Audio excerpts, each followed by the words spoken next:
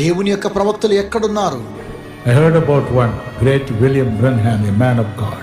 గొప్ప దైవజనుడైనటువంటి William Branham గురించి నేను విన్నాను. A man who attended his meetings in Bombay told me this. ఆయన మీటింగుకు హాజరైనటువంటి ఒక వ్యక్తి బాంబేలో నాకున్నాడు. 1954. 1954వ సంవత్సరం Brother William Branham came to the meeting. William Branham గారు ఆ యొక్క కూడికకు వచ్చినప్పుడు Preached a short sermon. చిన్న సందేశాన్ని అందించారు. Suddenly he said, అతను అన్నాడు, the angel of God is here. దేవుని యొక్క దూత మన మధ్యలో ఉన్నది. Holy Spirit is here. పరిశుద్ధాత్మ మన మధ్యలో ఉన్నాడు. And he looked at the people. ప్రజలను చూసి Suddenly he said, వెంటనే ఆయన అన్నారు, there is a man who has been carried into this meeting. ఒక వ్యక్తిని యొక్క కూడికకు తీసుకుని వచ్చారు.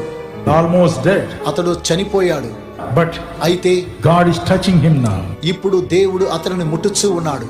They looked around. అంతా చూశారు. There was nobody. అక్కడ ఎవరు కూడా లేరు. But slowly, మెల్లగా his interpreter pushed him to the front. తనకు తర్జుమా చేసే అతను ముందుకు నెట్టాడు.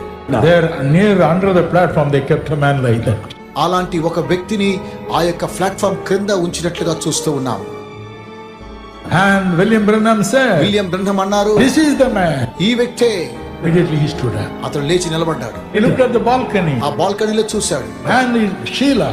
Sheela, Where is Sheila? He said. Sheela ఎక్కడున్నారు? There was a girl అక్కడ ఒక అమ్మాయి ఉన్నారు. dying of tuberculosis. క్షయరోగంతో బాధపడుచున్నారు. Only skin and bone. ఎముకలు చర్మంతోనే ఉన్నది. Almost gone. సమస్తము కోల్పోయారు. And he said, Sheila. ఎక్కడా Sheela? God heals you. Sheela, నిన్ను దేవుడు Then స్వస్థపరుస్తాడు. she stood up. ఆమె లేచి నిలబడింది. God showing him everything.